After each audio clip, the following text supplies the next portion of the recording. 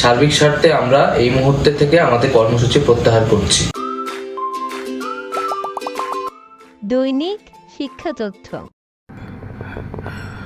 আমরা এখন দেখতে পাচ্ছি বাংলাদেশ তথা ছাত্র যুব সমাজের জন্য একটা খুব সুন্দর ঘটনা।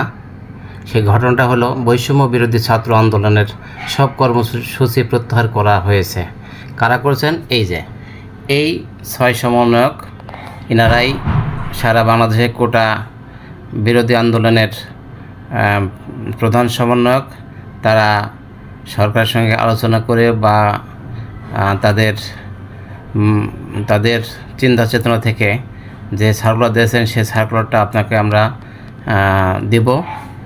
হ্যাঁ, সেই ভিডিওটাও দেখাচ্ছি। তার আগে তারা যেটা নিউজ দিয়েছেন সেটা হলো যে RTV নিউজে বলা হয়েছে বৈষম্য বিরোধী ছাত্র আন্দোলনের সব কর্মসূচি প্রত্যাহার। হ্যাঁ, এই প্রত্যাহারের এক পর্যায়ে এখানে লিখছে, সেটা হচ্ছে যে সব কর্মসূচি প্রত্যাহারের ঘোষণা দিয়েছেন বৈষম্য বিরোধী ছাত্র আন্দোলনের সমন্বয়করা।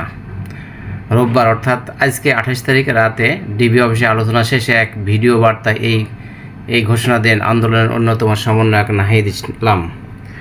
এ সময় সহিংসতা ও অনাকাঙ্ক্ষিত ঘটনার নিন্দা জানিয়ে তদন্ত করে বিচারের দাবি এবং সুষ্ঠু পরিবেশ নিশ্চিত করে সব শিক্ষা প্রতিষ্ঠান দ্রুত খুলে দেওয়ার আহ্বান জানান তিনি। নাহিদ ইসলাম, যিনি 6 সমন্বয়কের একজন, তিনি আরও বলেন, কোটা সংস্কার আন্দোলন ও তার প্রেক্ষিতে উদ্ভূত পরিস্থিতিতে অনেকে অপ্রত্যাশিতভাবে আহত এবং নিহত হয়েছেন। তাছাড়া রাষ্ট্রীয় স্থাপনায় অগ্নিসংযোগ সহ নানান সহিংস ঘটনা ঘটেছে। আমরা এসব ঘটনার তীব্র নিন্দা জানাই, সুষ্ঠু তদন্ত সাপেক্ষে দ্রুত বিচারের দাবিও জানাচ্ছি। এটা নাহিদ ইসলাম বলেছেন। তিনি আরও বলেছেন যে আমাদের প্রধান দাবি ছিল কোটার যৌক্তিক সংস্কার, যা ইতিমধ্যে সরকার পূরণ করেছে।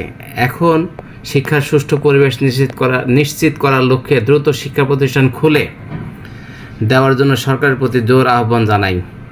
হ্যাঁ, আন্দোলনের অন্যতম এই সমন্বয়ক বলেন, সার্বিক স্বার্থে আমরা এই মুহূর্ত থেকে আমাদের কর্মসূচি প্রত্যাহার করছি।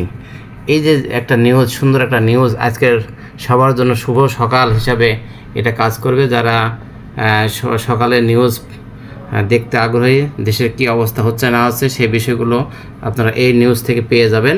এবং সেই সাথে তারা যে কর্মসূচি ঘোষণা করেছে সেই ভিডিওটাও আমরা এখানে সংযোজন করে দিচ্ছি।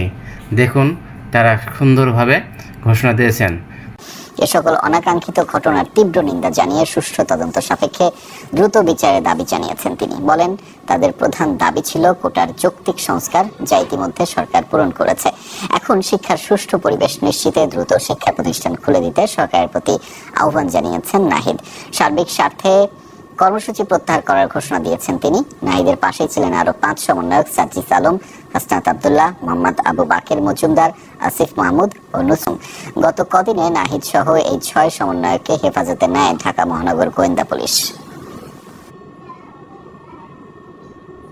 ধন্যবাদ। কোটা সংস্কার আন্দোলন ও তার প্রেক্ষিতে উদ্ভূত পরিস্থিতিতে অনেকে অপ্রত্যাশিতভাবে আহত এবং নিহত হয়েছে।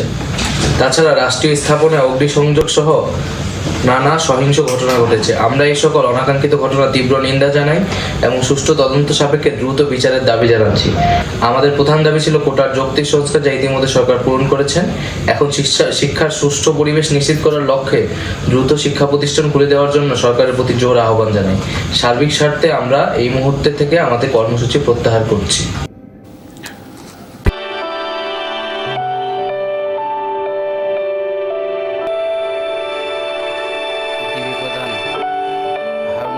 ডিবি হেফাজতে থাকা কোটা আন্দোলন সমন্বয়কারীদের স্পেশাল ডিনার চলছে।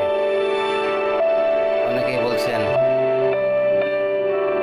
ডিবি হারুন বা ডিবিতে সমন্বয়কারীদের ধরে নিয়ে প্রচণ্ড নির্যাতন করা হচ্ছে, কিন্তু এখানে তো সে ধরনের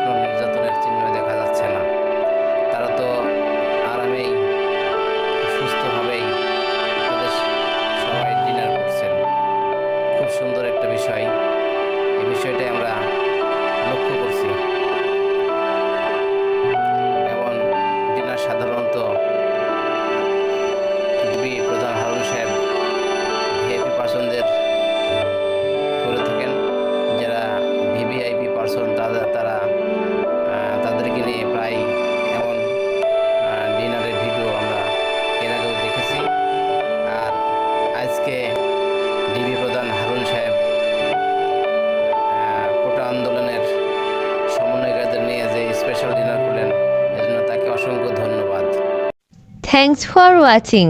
Coming soon next video. Please subscribe our channel, দৈনিক শিক্ষা তথ্য।